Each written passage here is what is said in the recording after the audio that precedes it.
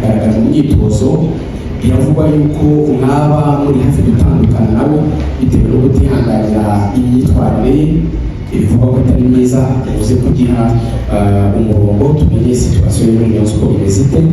Hari kapiteni waseze ishize muri Kevin ibyo kwegeranya amafaranga kugira ngo yishyurwe bigeze he, ese atangira imyitozo byari n'abandi kugira ngo wenda kuri Rayon Sports azakire. Ubwo ni abakinnyi mvuga bari bahari, iyo ni session ya mbere. Session ya kabiri muraza kumfasha ku bakinnyi babiri. Umuvugizi wa Rayon Sports ubwo twamukinaga muri Radio Rwanda kwa gatandatu yaduhamirije ko Rayon Sports izagura umwataka ukomeye ugomba kuba byibura yabonetse imbere ya Rayon Sports Day. Muduhamirize niba koko mwaramaze gusibura uwo ari we ku buryo abafana bari bakwizera ko umwataka azaba hari, cyane ko ina post bigaragara yuko mukeneye mu mboni zanjye. Hanyuma mu bakinnyi bandi mudafite ariko bashobora kuza, hari umukinnyi ukina hagati mu kibuga witwa James Akomingo wo muri Azam. Bivugwa yuko Azam ibutize Rayon Sports. Ese koko muramutizwa cyangwa ntabihari? Niba muramutizwa muze kudufasha mutubwire, wenda ese muzamuhemba nazamugira umukinnyi zakomeza kumuhemba yitwa James Akomingo muganga namwe aza kuduhaho umucyo. Soreze ku cyanyuma cyaho mwakomeje kuvuga cya mikoro ya leta ikwiye gutera inkunga Rayon Sports nk'uko ibikorera n'andi makipe. Umwataka yes, hari turimo tuganira nabo ku buryo twifuza ko kuri Rayon Day yazaba yaje ndetse yaranitoje bihagije ku buryo yakina match. Komiko iki ni tuzakiganiraho na bagenzi bacu ubuyobozi, ubwo turakijyana n'iki bakina gatandatu. Icyo gihe rero ntabwo terime zo gutizwa kugura kugira gute guhemba n'izamuhemba turazigeramo, cyane cyane ko dushaka kuzagifinaliza tumaze kuganira n'icya kugana n'amadari. Ariko twamutekerejeho, dushobora rero ntabwo kugura biravugwa, umuhembwa yabiragiraho, tuzabigeraho turagitwara mu buryo buri paralele no gukemura ikibazo cy'amagare. Amikoro ya leta ibingibi nta byigeze bibaho, bivuga nkanjye cyangwa se bisaba nka perezida wa Rayon Sports, ndetse usa kuvugira n'abandi kugira ngo turebe ko n'andi makipe adafite ubushobozi kandi twifuza ko shampiyona yakomera, ko hari icyo yenda wabyumva ntawima umwimahari. Birashoboka ko ufasha competition shampiyona y'u Rwanda igakomera, hari icyo ubuyobozi burebera umupira minisiteri yagira ikifasha n'andi makipe mu bushobozi, bitari ukubaha amafaranga kuko iyo budget ntabwo yateguwe, ariko hari ubundi buvugizi, hari ibindi byakorwa. Bityo murabona nk'ubu ntabwo y'abantu bari muri secteur ifo kwitekerezaho. Muribuka sorry kubivuga simvuga amakipe, ariko tugomba kubiganiraho. Hari amakipe yamaze shampiyona ishize amaze amezi 6 adahembwa, amaze amezi 4 adahembwa, amaze amezi 3 adahembwa. Asuko ari management mbi n'ubushobozi bukeya. Hari n'andi atangira icyo kibazo to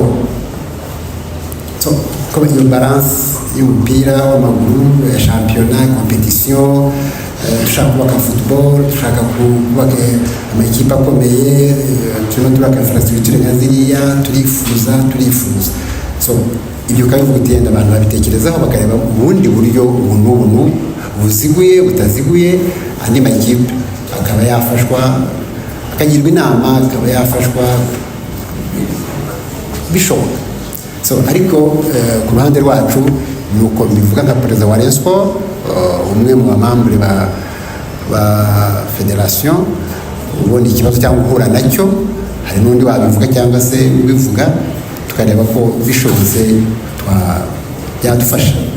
Ariko nta byabayeho, nta icyizere baduhaye nta biganiro byabaye ni kwa kundi bivuga muri ikoranire hagati y'umuryango wa Rayon Sport ndetse na Skol yarije imaze iminsi mu gihugu. Nk'uko mubizi kontara zigenda zisinywa hagati yacu ya Rayon Sport na Skol, hari ibyo baduhaga mu mafaranga ya buri kwezi byagiye bizamuka mu buryo bugaragara kugeza uyu munsi. Hari ibyo baduhaga bitari muri kontara. Urugero, muri kontara twakoranye kuva icyo gihe ntabwo hari harimo kubaka ikibuga cy'umupira w'amaguru, ariko ikibuga baracyubatse barakibona, ndetse n'igihe kiragera bashyiramo synthetic, ndetse bategura n'ahantu abafana bashobora kwicara barenze 1000. Hari gahunda yo kuzashyiraho amatara ndetse no kubaka vestiaire zibereye. Murabyibuka bakurikirana umupira w'amaguru icyo gihe yari bigoye Rayon Sport ku buryo yagiraga ikibuga, hari n'aho yageraga bakayirukana ikabuza umupira cyangwa akaragasimbuka na byo. Icyo ni ntabwo byari mu masezerano, ariko babikoze. Amafaranga byatwaye ntabwo ndi umuhanga, ariko yamenye kuri miliyoni 500 z'amanyarwanda. Muzi ko hari amashamba hariya dukoresha dushobora kuraramo twakuruhukiramo, ashobora kwakira ikipe yose. Ibyo byose byubatswe bitari muri konta.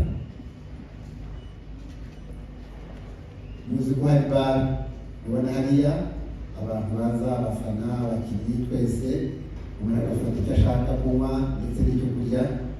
Iriya ntabwo byari muri konta. Ibyo bakoze barubaka babishyira mu maboko ya Rayon Sport.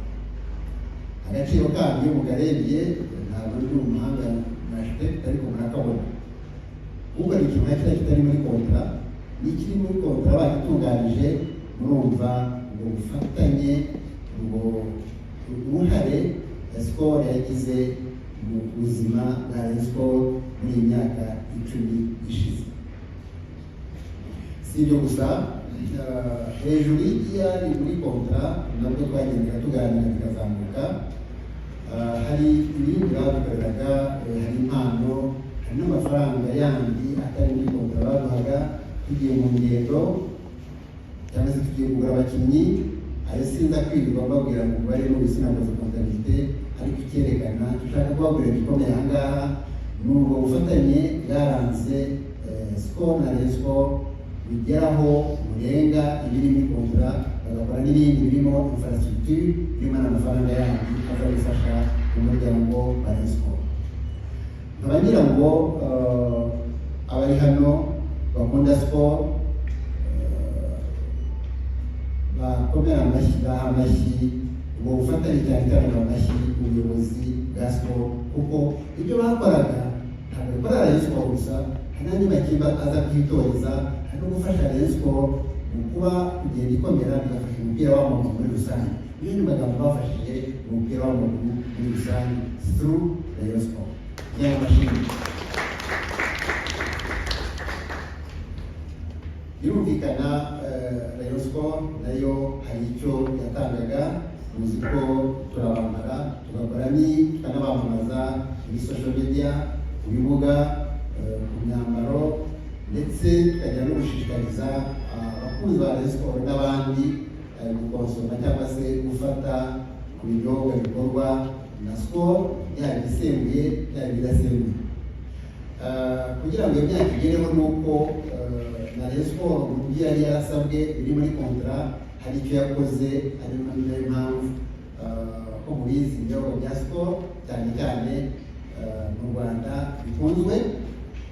Nanashishikariza, nongera gushishikariza abakunzi ba Rayon Sport gukomeza gukonsoma cyane ibinyobwa bya Skol, kugira ngo natwe dukore inshingano zacu, kugira ngo ubufatanye bugumeho, cyane cyane ko ibiri imbere, ubufatanye buri imbere ari bwo bukomeye cyane.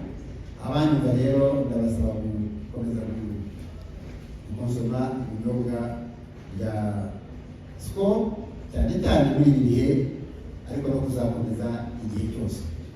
Byaba biteye agahinda kubona umuntu avuga ko akunda Rayon Skol ugasanga afite ikinyobwa kitari icya Skol kandi yitwa umufana wa Rayon Skol.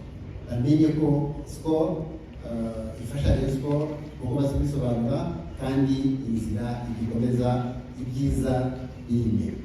Rayon Skol rero na Skol yabanye na Rayon Skol mu bihe byiza n'ibibi. Twebwe tuganira tuvuga ko ntabwo ari ikiri imikoranire, tubyita mariage. Ni ukuvuga ko ubu ngubu nta cyadutandukanya, tuzaharanira ko nta n'ikizadutandukanya, bityo dukomeze gukorana ku nyungu za Skol, ku nyungu za Rayon Skol, ku nyungu z'umupira w'amaguru muri rusange. Ibyo rero ntatinze cyane, mugenzi wanjye yabivuze, nagira ngo bakorere incamake ntoya y'imyaka 10, imyaka twishimira, ubufatanye bwaturanze bwagize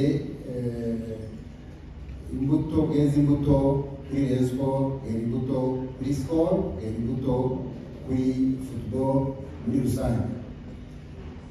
Nihuse rero ngeze muri iki gihe turizihiza imyaka 10, niho twicaye dusanga hari ikigomba gukorwa. Agaragaza mu myitozo biravugwa yuko mwaba muri hafi gutandukana nawe bitewe no kutihanganira imyitwarire bivugwa ko atari myiza, uze kugiha umurongo tumenye situasiyo yo muri Rayon Skol imeze ite. Hari kapiteni wa sezi ishize muri Kevin, iryo kwegeranya amafaranga yo kugira ngo yishyurwe bigeze he, ese atangira imyitozo ryari n'abandi kugira ngo wenda kuri Rayon Sport Day azakine. Ubwo n'abakinnyi mvuga bari bahari, iyo ni session ya mbere. Session ya kabiri muraza kumfasha ku bakinnyi babiri. Umuvugizi wa Rayon Sport ubwo twamwakiraga muri Radio Rwanda kwa gatandatu yaduhamirije ko Rayon Sport izahura umwataka ukomeye ugomba kuba byibura yabonetse imbere ya Rayon Sport Day.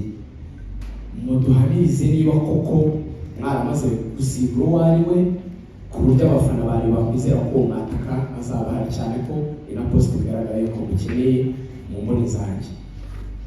Hanyuma mu bakinnyi bandi mudafite ariko bashobora kuza, hari umukinnyi ukina hagati mu kibuga witwa James Akomingo wo muri Azam, bivugwa yuko Azam irutize Rayon Sport. Ese koko muramutizwa cyangwa ntabihari?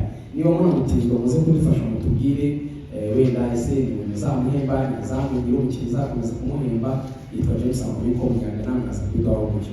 Soreze ku cyanyuma cyaho mwakomeje kuvuga cya mikoro ya leta ikwiye gutera inkunga Rayon Sport nk'uko ibikorera n'andi ma ekipe. Hari ibintu byavuzwe ahagana mu kwezi kwa gatatu kwa kane ko hari